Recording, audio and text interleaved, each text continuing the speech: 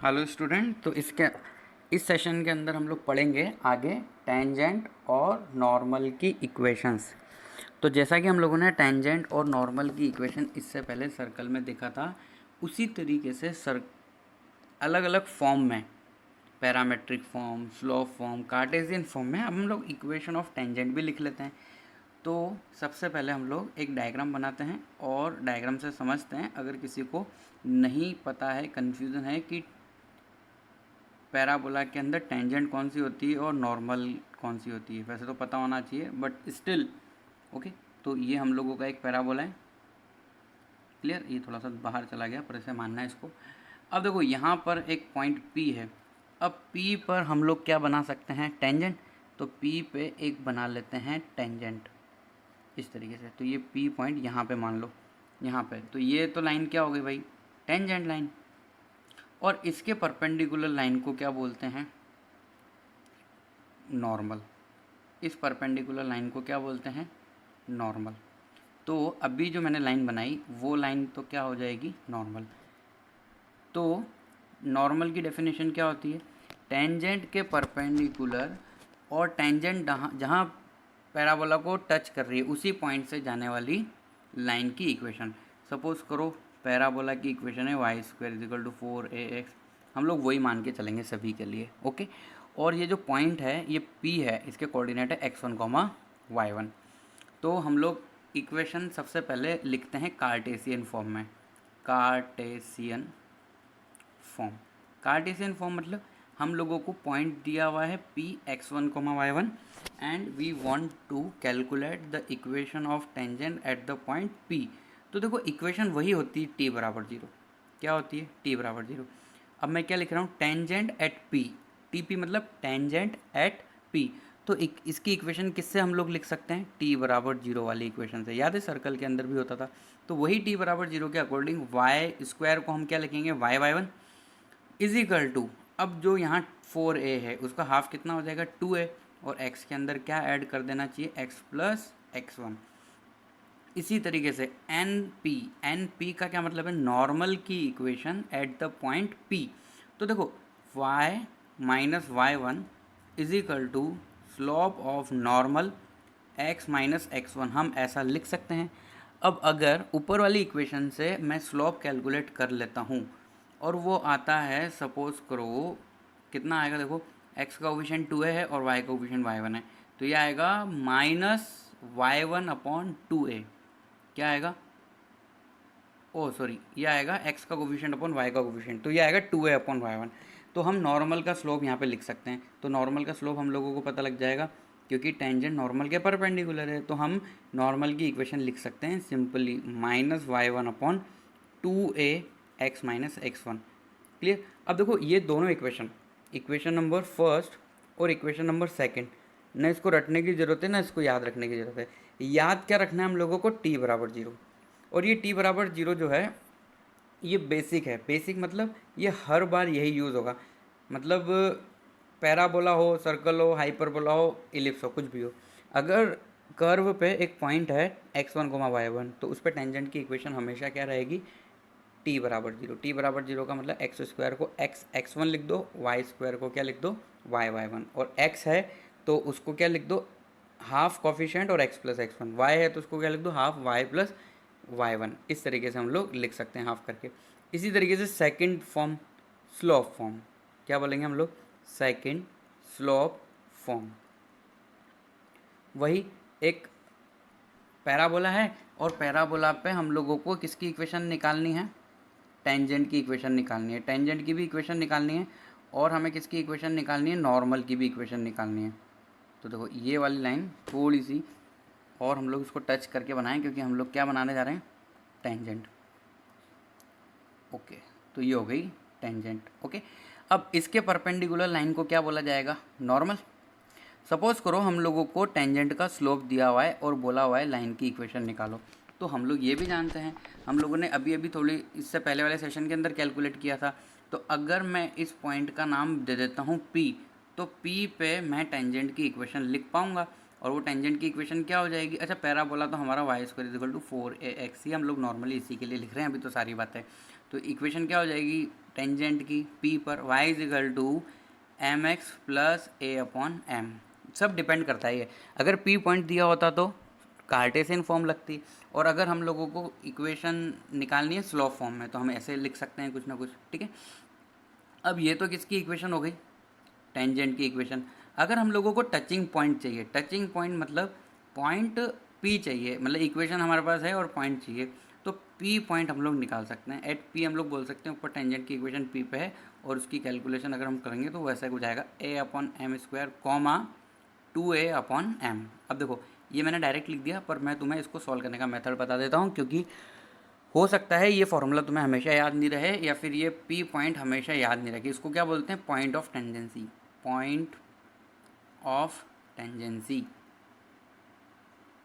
Point of tangency मतलब y बराबर m x plus c या y बराबर m x plus a by m, जो टेंजेंट है y square equal to 4x की, वो a upon M square comma 2a upon m point पर touch करती है पैराबोला को। अब देखो निकालने का क्या मेथड है, जैसे कि मान लो y is equal to m x plus a by m, तुमने टेंजेंट की इक्वेशन लिख ली, ठीक है। अब p पॉइंट को मान लो x1 कोमा y1, p को पॉइंट क्या मान लो x1 कोमा y1, और इससे पहले जो अभी हम लोगों ने कार्टेशियन इक्वेशन लिखी थी वो क्या लिखी थी, t बराबर 0 से। कैसे लिखा था उसको हम लोगों ने, y1 is equal to 2a x plus x1।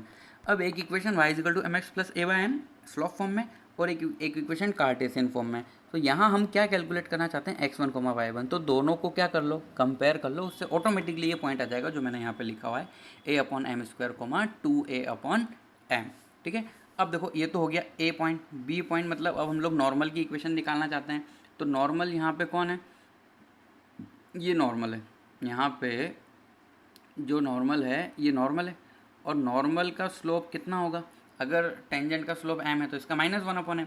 तो देखो मैं अलग डायग्राम बना रहा हूँ इसके लिए, वो बस इसलिए कि हम लोग -1 अपॉन एम स्लोप मान के नॉर्मल की इक्वेशन नहीं लिख रहे हैं, हम लोग ऐसे पैराबोला की नॉर्मल की इक्वेशन लिखना चाहते हैं जिसका स्लोप m है, ठीक है। और मैं बता भी देता हूँ वो कैसे आएगा। तो देखो सिंपल सी बात है, यहाँ पे हम लोग एक टेंजेंट बना देंगे और उसके परपेंडिकुलर लाइन को हम क्या बोल देंगे, नॉर्मल। तो जैसे कि सपोज करो ये तो है टेंजेंट, पता ही है तुम लोगों को, और ये वाली लाइन क्या है, नॉर्मल।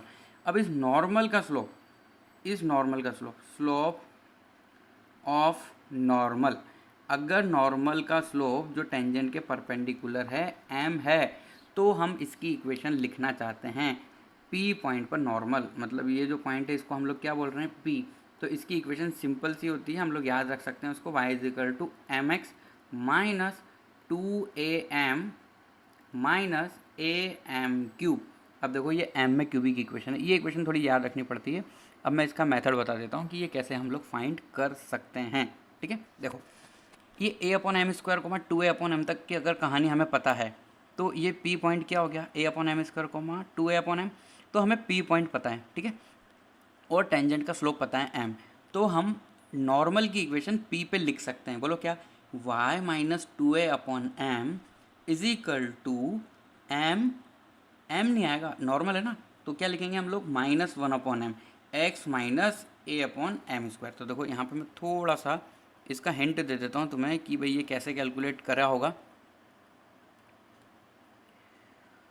देखो यहाँ से हम लोग इक्वेशन ऑफ नॉर्मल लिखना चाहते हैं, इक्वेशन ऑफ नॉर्मल, क्लियर। तो हम क्या करेंगे, p पॉइंट से जाने वाली लाइन लिखेंगे, y minus 2a upon m is equal to m। देखो यहाँ जो m यहाँ से जो मैं यूज़ कर रहा हूँ, ये m किसका स्लोप है, टेंजेंट का। तो नॉर्मल का स्लोप कितना होगा उस अकॉर्डिंग, मतलब नॉर्मल लाइन का क्या स्लोप होना चाहिए, -1 अपॉन एम, और हम यहाँ क्या लिखेंगे, x minus a upon M square. अब देखो मेरी बात सुनना, इसको कैलकुलेशन जब हम लोग करेंगे तो इसकी इक्वेशन ऐसी हो जाएगी, y बराबर x upon m minus 2a upon m minus a upon m cube आएगी इक्वेशन। अब देखो यहाँ पे ये आ रहा है स्लोप किसका, बोलो, ये जो m है ये किसका स्लोप है, स्लोप ऑफ टेंजेंट। तो इसके अकॉर्डिंग जैसे मान लो अगर मैं mn बोल देता हूँ कि वो स्लोप ऑफ नॉर्मल है, तो स्लोप ऑफ नॉर्मल और स्लोप ऑफ टेंजेंट में क्या रिलेशन होगा, ये किसके बराबर होगा, -1 अपॉन एम के बराबर होगा। -1 अपॉन होगा, मतलब ये इक्वेशन सॉल्व करके हमारी कुछ इस तरीके से आएगी, माइनस और यहाँ पे प्लस और इस तरीके से यहाँ पे भी प्लस आएगा। तो ये इक्वेशन को हमने सॉल्व करके बस इतना सा लिखा है, सिंपली, क्लियर। अब ये कितना होगा, -1 अपॉन एम। अब मेरी बात सुनो, इस यहाँ पे -1 अपॉन एम को किस में रिप्लेस कर देते हैं हम, एम ऑफ एन में। तो एम ऑफ एन में अगर हम रिप्लेस करेंगे तो इक्वेशन कैसे आएगी, slope of normal into x, ठीक है।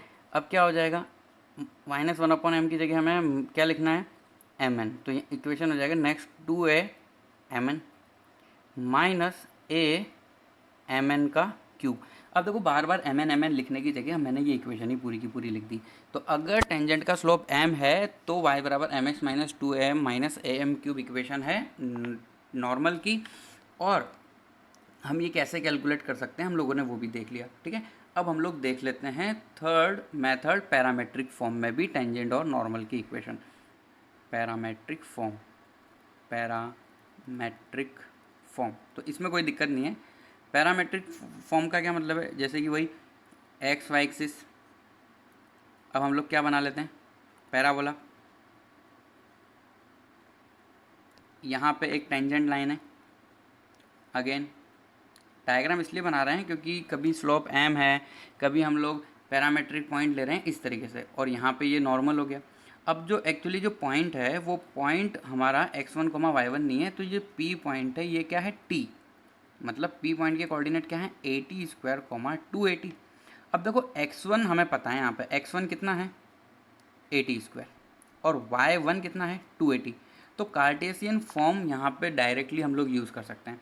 तो अगर कार्टेशियन हम लोग यूज़ करेंगे तो टीपी की इक्वेशन y1 मतलब y इंटू 280। तो अगर हम लिखेंगे तो y1 मतलब 280 is equal to 2a x plus x1 मतलब x प्लस 80²। अब अगर हम इसको थोड़ा बहुत सॉल्व करके लिखेंगे तो हमारे पास टेंजेंट की इक्वेशन p पर मिल जाएगी ty is equal to x plus 80²। देखो मुझे लिखना तो ये था डायरेक्ट, पर मैंने ऊपर वाली इक्वेशन इसलिए लिखी ताकि पता लगे कि मैं ये आया कैसे। इसी तरीके से हम लोग नॉर्मल की इक्वेशन लिख सकते हैं p पॉइंट पर, अगर हमें p पॉइंट 80² 280 दिया हुआ है तो देखो कैसे कैलकुलेशन होगी उसकी। देखो इस पॉइंट से जाने वाली लाइन और इसका जो भी स्लोप है, इसका स्लोप कितना होगा, x का कोफिशिएंट 1 है और y का कोफिशिएंट कितना है -t, अगर राइट में ले आएंगे तो ये हो रहा है 1/t, तो उसका हम कितना लिख देंगे -t। तो उस अकॉर्डिंग इक्वेशन क्या आएगी, y plus t x is equal to 2at plus AT³। तो अभी तक हम लोग टेंजेंट और नॉर्मल की इक्वेशन पढ़ चुके हैं। और टेंजेंट और नॉर्मल की इक्वेशन हम लोगों ने किस किस फॉर्म में पढ़ा है, सबसे पहले हम लोगों ने पढ़ा है, देखो देख लेते हैं यहाँ पे। सबसे पहले हम लोगों ने पढ़ा कार्टेशियन फॉर्म, क्या पढ़ा, कार्टेशियन फॉर्म में हम लोगों ने टेंजेंट और नॉर्मल की इक्वेशन देखी, फर्स्ट फॉर्म। फिर सेकंड हम लोगों ने किस फॉर्म में देखा इसको, पैरामेट्रिक फॉर्म से पहले स्लोप फॉर्म। ये देखो ये स्लोप फॉर्म हम लोगों ने सेकंड नंबर पे देखा। फिर उसके बाद थर्ड नंबर पे हम लोगों ने कौन सा देखा, पैरामेट्रिक पॉइंट। तो 3 तरीके से हम लोग टेंजेंट नॉर्मल की इक्वेशन लिख सकते हैं। अब देखो टेंजेंट नॉर्मल से रिलेटेड कुछ कुछ बातें हम लोग नोट करके लिख लेते हैं जो हमें पता होनी चाहिए। जैसे कि if y is equal to m x is first point, tangent to y square is equal to 4ax। अगर ये y square is equal to 4ax की टेंजेंट है तो सिंपली हमें ये पता होना चाहिए हमेशा कि c बराबर क्या होगा 1/m। इम्प्लाइज लिखा हुआ है, इम्प्लाइज लिखा हुआ है मतलब if then, if p then क्यों लिखते हैं ना वैसे। सेकंड पॉइंट, अगर y बराबर m x plus c is normal, अगर y बराबर m x plus c normal है y square is equal to 4ax के लिए, तो c की वैल्यू क्या आनी चाहिए, -2am माइनस am³। यही तो अभी हम लोगों ने स्लोप फॉर्म के अंदर पढ़ा था, थर्ड फॉर्म। इसी तरीके से y बराबर एम एक्स प्लस सी अगर नॉर्मल है, अलग parabola, normal to parabola x² is equal to 4by, तो c की वैल्यू आएगी c is equal to 2b plus b/m²। और ये भी हम उसी तरीके से फाइंड कर सकते हैं जिस तरीके से अभी अभी हम लोगों ने y square is equal to 4ax parabola के लिए पढ़ा है। सेम हम लोग ऐसा अप्लाई कर सकते हैं, ठीक है। तो हम लोगों ने 3 पॉइंट पढ़ लिए। अब हम लोग 4th पॉइंट पढ़ते हैं। तो 4 पॉइंट क्या कह रहा है, पॉइंट ऑफ इंटर, अच्छा इसको ऐसे मत पढ़ना 4 पॉइंट ऑफ इंटरसेक्शन, नहीं, ये 4th नंबर का पॉइंट है, इसके अंदर लिखा हुआ है point of intersection of tangent eight normal drawn eight P, मतलब AT1 एंड AT2। अब देखो ये क्या बोल रहा है, इसको डायग्राम की हेल्प से समझते हैं हम लोग। एक वही वाई एक्सिस और एक्स एक्सिस हम लोगों ने बना लिए, और अभी हम लोगों को क्या बना लेना चाहिए, एक पैराबोला बना लेना चाहिए। तो इस तरह का कुछ पैराबोला है, और अब हम लोग 2 लाइन बनाएंगे। तो 2 टेंजेंट बना लेते हैं, टेंजेंट 1, क्लियर। इसी तरीके से एक और हम लोग टेंजेंट बना लेते हैं, टेंजेंट 2, टेंजेंट 1, टेंजेंट 2। अब देखो जहाँ टेंजेंट है उसी के परपेंडिकुलर लाइन, तो उसी के परपेंडिकुलर लाइन का मतलब हम लोग अब क्या बना रहे हैं, नॉर्मल। तो नॉर्मल अलग कलर से बना लेते हैं, ग्रीन कलर से। तो अब हम लोग बनाने जा रहे हैं नॉर्मल A पॉइंट पर और B पॉइंट, तो यहाँ पे 2 पॉइंट है, तो ये बना लिया मैंने सबसे पहले A पॉइंट पर नॉर्मल, क्लियर। इसी तरीके से मुझे B पॉइंट पे भी नॉर्मल बना लेना चाहिए, तो ये यहाँ पे कहीं B पॉइंट है, तो ये B पॉइंट पर भी नॉर्मल हो गया। अब अगर मान लो किसी को कन्फ्यूजन हो रहा है A पॉइंट B पॉइंट किसको है, तो देखो ये पॉइंट है A और इसके कोऑर्डिनेट है T1, T1 मतलब AT1 स्क्वायर कोमा 2AT1। इसी तरीके से ये वाला जो पॉइंट है वो क्या है, B, ये है T2, AT2 square coma 2AT2, clear.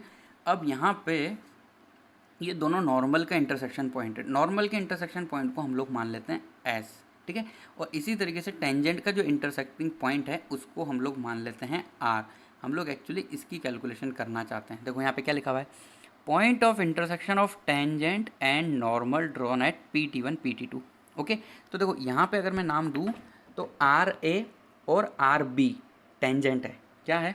तो सबसे पहले हम क्या फाइंड कर लेते हैं, intersection point of tangent, intersection point of tangent हम लोग सबसे पहले फाइंड कर लेते हैं।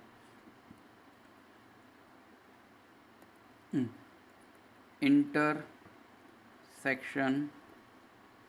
पॉइंट ऑफ टेंजेंट मतलब T1 पे टेंजेंट और T2 पे टेंजेंट, दोनों का हम क्या फाइंड करना चाहते हैं, इंटरसेक्शन पॉइंट फाइंड हम लोग करना चाहते हैं। तो देखो हम लोग लिख सकते हैं equation of AR, equation of AR, क्योंकि वो क्या है, एक टेंजेंट है, और टेंजेंट T पॉइंट पे मान लेते हैं हम लोग।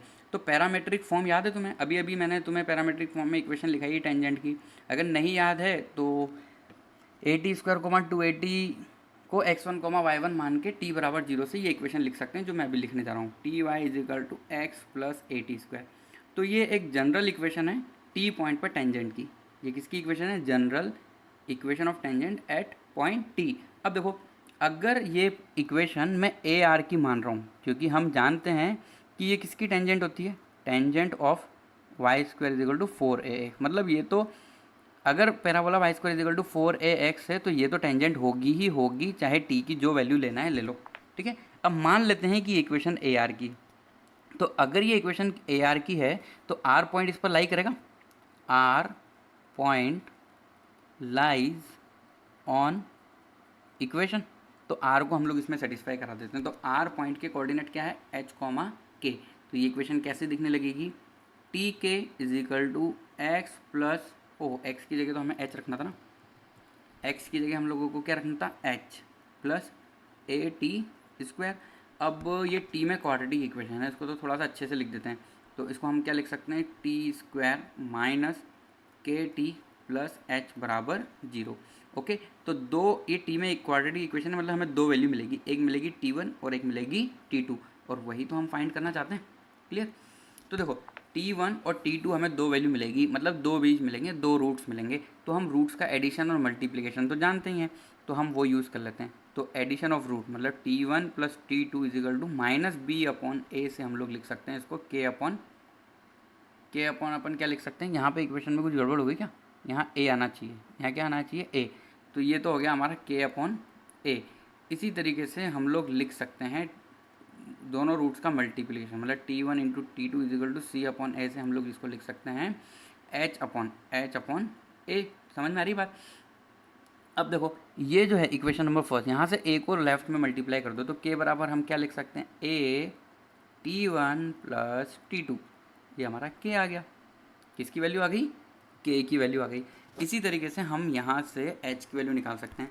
तो h इज इक्वल टू क्या आएगा, h is equal to a T1 T2। अब देखो ये हम क्यों निकाल रहे हैं, इससे रिलेटेड हम इंपॉर्टेंट पॉइंट अभी पढ़ेंगे। तो यहाँ पे हम लोगों ने जो पॉइंट नाम दिया था r, उसके पॉइंट के कोऑर्डिनेट हम लोग कैलकुलेट कर चुके हैं। किसका नाम दे रहा हूँ मैं, r का नाम दे रहा हूँ। r पॉइंट के कोऑर्डिनेट हम कैलकुलेट कर चुके हैं। तो r पॉइंट एक्चुअली आया क्या है, r point is a T1, a x coordinate क्या है a T1 T2 h, और k की वैल्यू कितनी आई है a T1 plus T2, a T1 plus T2। यहाँ पे हम लोग लिख सकते हैं a T1 प्लस T2। अब देखो इसको देख के हम लोगों को कुछ कुछ बातें जो हैं दिमाग में आनी चाहिए। देखो क्या क्या, जैसे कि सबसे पहले अगर मैं इसकी बात करूँ तो T1 T2 लिखा हुआ है, तो T1 T2 लिखा हुआ है, इसका मतलब ये ज्योमेट्रिक मीन है। ये क्या है, ज्योमेट्रिक मीन मतलब GM, याद है ना, गुणोत्तर मध्यक बोलते हो तुम लोग शायद गुजराती में। GM geometric mean of x coordinate of point A and B, of point A and B। अब मुझे बताओ A पॉइंट क्या था, A पॉइंट का x कोऑर्डिनेट बता दो बस तुम मुझे, तो क्या था वो a T1 स्क्वायर, और B पॉइंट का x कोऑर्डिनेट क्या था a T2 स्क्वायर। अब a T1 स्क्वायर और a T2 का स्क्वायर GM निकालना है तुम्हें। तो देखो किसी भी दो नंबर का GM का मतलब होता है अंडर रूट दोनों का multiplication. Under root AB is GM of two number A and B। So अगर हम a T1 स्क्वायर और a T2 स्क्वायर को मल्टीप्लाई करेंगे और अंडर रूट करेंगे तो हमें वैल्यू मिलेगी a T1 T2, जो कि x कोऑर्डिनेट है r पॉइंट का, मतलब टेंजेंट के इंटरसेक्टिंग पॉइंट का।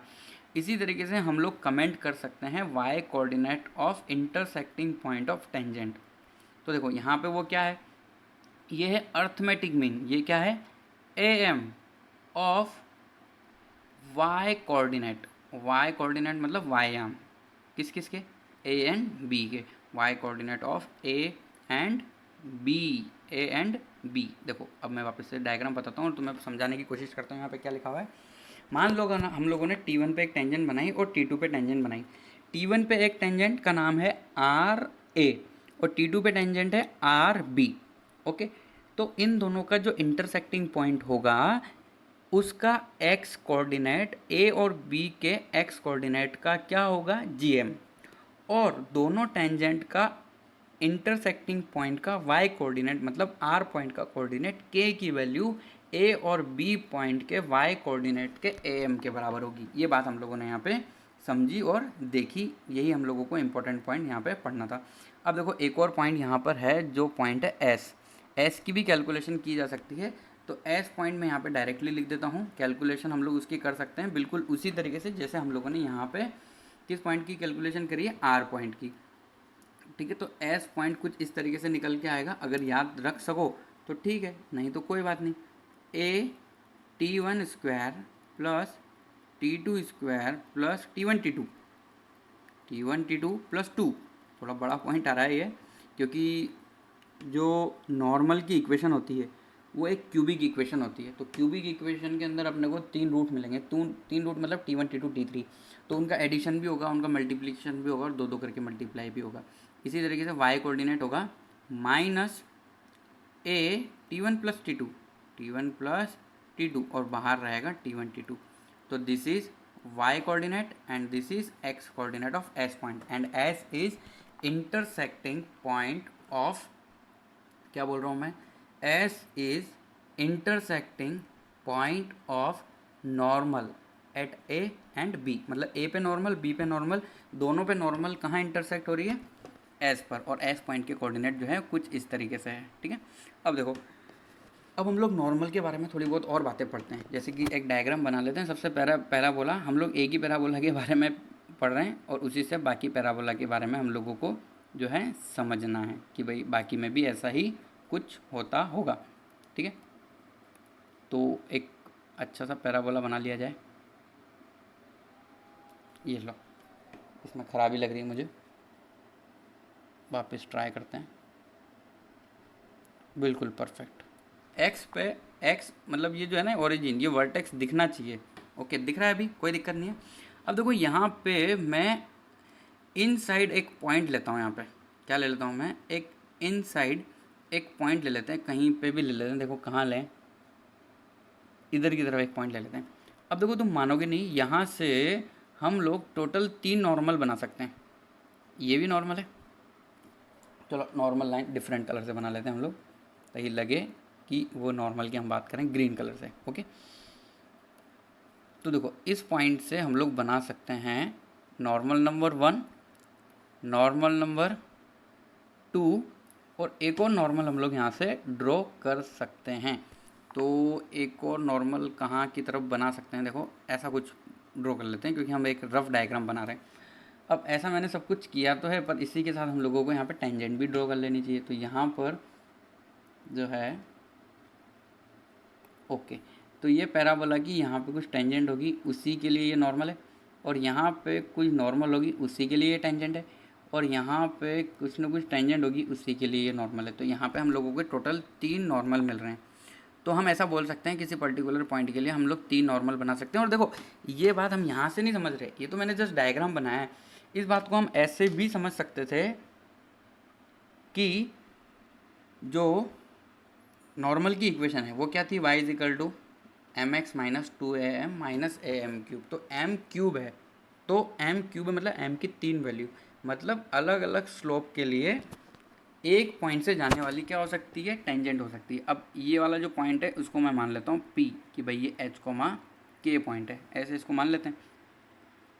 ठीक है, अब देखो यहाँ पे हम लोगों ने 3 नॉर्मल बना दिया, तो नॉर्मल ए पॉइंट पे भी बन चुका है, नॉर्मल बी पॉइंट पे भी बन चुका है, सी पॉइंट पे भी नॉर्मल बन चुका है। तो इसके बारे में हम लोग बात कर लेते हैं। जैसे कि हम बोलें कि भाई इक्वेशन ऑफ लास्ट वाले डायग्राम के अकॉर्डिंग हम ए आर की इक्वेशन लिखते हैं। देखो लास्ट वाला जो डायग्राम था उसके अंदर आर पॉइंट पता था तुम्हें क्या था, आर पॉइंट था टेंजेंट वाला, और ए पॉइंट तो कौन सा था, जहाँ जो पैराबोला के ऊपर है। ओके, तो हम एक काम करते हैं, यहाँ पे ए पी की इक्वेशन लिखते हैं, मतलब नॉर्मल की इक्वेशन ऑफ नॉर्मल, नॉर्मल की इक्वेशन लिख देते हैं। नॉर्मल का नाम हम लोग दे देते हैं ए पी, क्योंकि यहाँ पे ए पी एक नॉर्मल है। क्लियर, मतलब पी इंटरसेक्टिंग पॉइंट है 3 नॉर्मल का। अभी मैं एक नॉर्मल की बात कर रहा हूँ ए पी की। तो उसकी इक्वेशन अगर हम स्लोप एम माने तो हम किस तरीके से लिख सकते हैं उसकी इक्वेशन, हम लिख सकते हैं y बराबर m x minus 2am minus a m cube. अब देखो ये ए पी की इक्वेशन में बोल रहा हूँ, तो इसका मतलब इसमें p पॉइंट सेटिस्फाई होगा, p पॉइंट इसमें हम सेटिस्फाई करवा के देख लेते हैं। तो p पॉइंट मतलब h comma k is equal to m h minus 2am minus क्या लिखा जा सकता है, ए एम क्यूब, ऐसे हम लिख सकते हैं। अब देखो ये m में क्या है, क्यूबिक इक्वेशन है, मतलब हम लोग इसको ऐसा लिख सकते हैं ए एम क्यूब, और फिर हम कॉमन ले सकते हैं m कॉमन लेके हम लोग क्या लिख सकते हैं 2a माइनस h, और m कॉमन लिया जा सकता है प्लस k बराबर 0। अब इस इक्वेशन को देखना है, और इस इक्वेशन को देख के मुझे बताना है कि m में कितनी घात है, 3 घात। अगर कोई इक्वेशन m में 3 घात होती है तो उसके कितने बीज आते हैं, रूट्स आते हैं m1, m2 एंड m3, इसलिए मैंने डायग्राम बनाया है 3 के अकॉर्डिंग। क्लियर, तो अगर मैं तुमसे m1 plus m2 plus m3 की वैल्यू बोलता हूँ तो वो क्या आएगा, 0 अपॉन एम क्यूब का कोफिशिएंट, क्योंकि यहाँ पे एम स्क्वायर का कोफिशिएंट 0 है। एम स्क्वायर का कोफिशिएंट अपॉन एम क्यूब का कोफिशिएंट होता है तीनों रूट्स का एडिशन, मतलब alpha plus beta plus gamma is equal to हम क्या लिखा करते थे, माइनस बी बाय ए। तो यहाँ पे बी 0 है, तो m1 plus m2 plus m3 की वैल्यू कितनी होगी, 0। इसी तरीके से दो करके root m1 m2 plus m2 m3 plus m1 m3 is equal to हम लोग लिख सकते हैं यहाँ से ये 2a माइनस एच है अपॉन ए, तो ये क्या हो जाएगा, इसकी वैल्यू हम लोगों को मिल जाएगी 2a माइनस एच अपॉन ए। इसी तरीके से हम तीनों रूट्स का मल्टीप्लिकेशन भी निकाल सकते हैं, m1 m2 m3 तीनों का मल्टीप्लाई, तो ये क्या हो जाएगा, कांस्टेंट अपॉन एम क्यूब का कोफिशिएंट माइनस के साथ, तो ये हो जाएगा माइनस के अपॉन ए। क्लियर, तो ये हम लोग वैल्यू लिख सकते हैं, और 3 रूट्स मतलब m1 m2 m3 3 मतलब यहाँ पे 3 नॉर्मल हम लोग बना सकते हैं। तो अब ये जो हम लोगों ने पॉइंट यहाँ पे देखा कि भाई 3 नॉर्मल होती है, तो इसको हम नोट्स बनाने के पर्पज़ से भी लिख लेते हैं। तो हम लोग ने यहाँ से क्या सीखा, फ्रॉम, कभी कभी ऑब्जेक्टिव में डायरेक्ट क्वेश्चन आ जाता है, एडवांस में तो नहीं आएगा, बट कोई नॉर्मल कम्पिटिटिव एग्जाम जैसे VIT का एग्ज़ाम हो गया, या फिर कुछ किट का हो गया, या फिर कोई छोटा मोटा एंट्रेंस एग्ज़ाम, कॉमेट हो गया, ऐसा। फ्रॉम एनी पॉइंट मैक्सिमम, ये एम एक्स मतलब maximum 3 normal can be drawn to a parabola. किसी भी पॉइंट से कोई बोले तुम्हें कि मैक्सिमम कितने नॉर्मल बना सकते हैं, तो 3 नॉर्मल बना सकते हैं।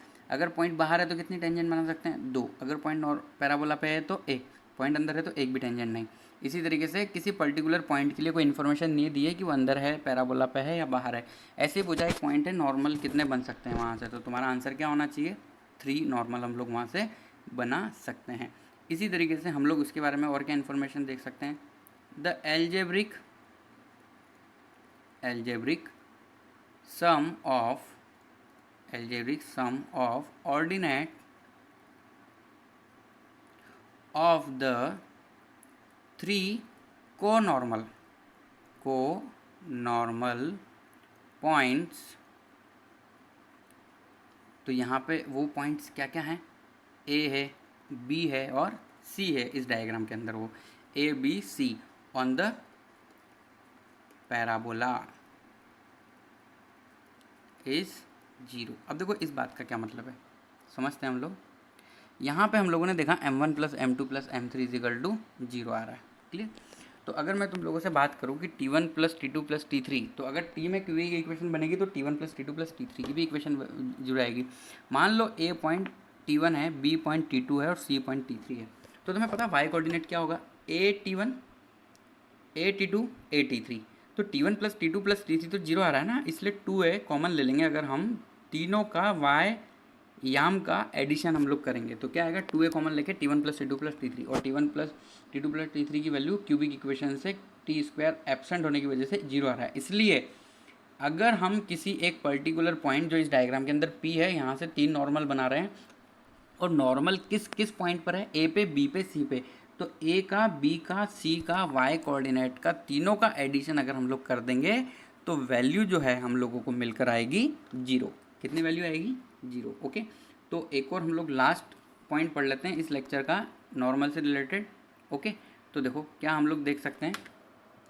सपोज करो हम लोगों ने देखा इफ़ कोई नॉर्मल है जो हम लोगों ने ए पॉइंट पे बनाया, और वो नॉर्मल दोबारा से किसको मिल रहा है, पैराबोला को मिल रहा है। देखो डायग्राम से समझते हैं, ये वाई एक्सिस और ये एक्स एक्सिस, कोई पैराबोला है, ठीक है। अब हम लोग एक पैराबोला पे एक नॉर्मल लाइन बना रहे हैं, हम लोग क्या बनाना चाह रहे हैं, नॉर्मल लाइन। ये नॉर्मल लाइन है।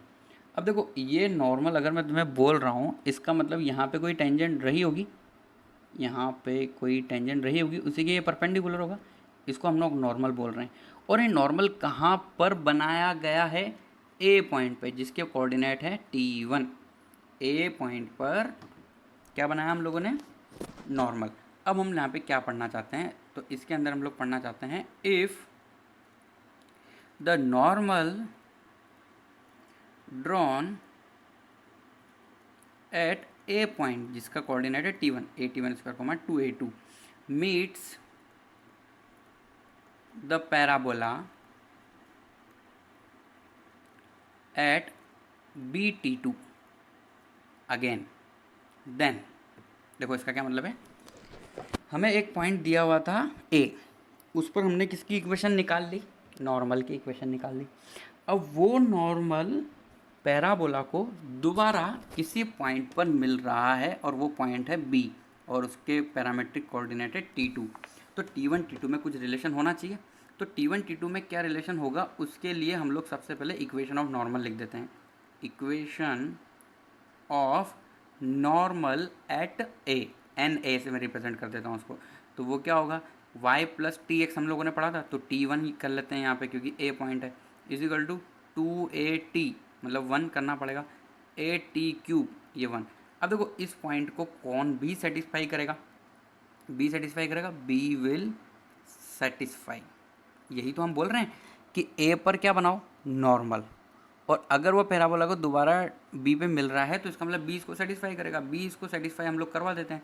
तो बी इसको सेटिस्फाई करवाएंगे तो क्या आएगा, वाई की जगह 2a/t2 प्लस a/t1